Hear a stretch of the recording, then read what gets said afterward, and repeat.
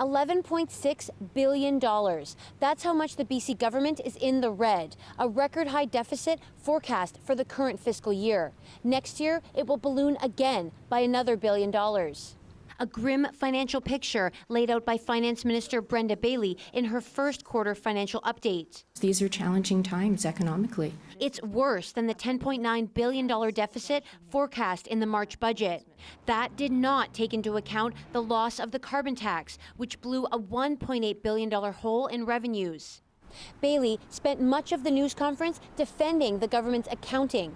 It reported $2.7 billion in revenue from the historic legal settlement against tobacco companies. The problem? The government has only received a third of that, with the rest coming over the next 18 years.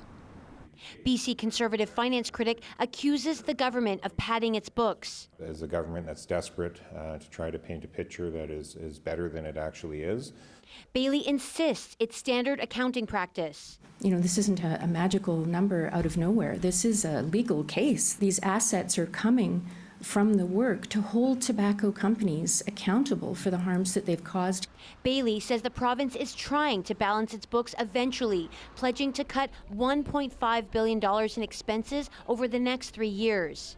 It did cut $300 million in spending this year, cutting back on outside contractors, travel, and advertising.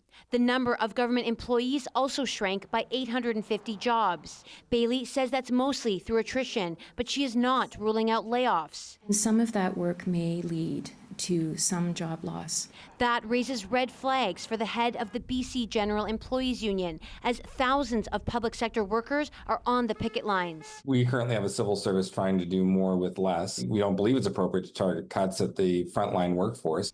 Bailey, however, insists the cuts will not be to frontline workers. Katie DeRosa, CBC News, Victoria.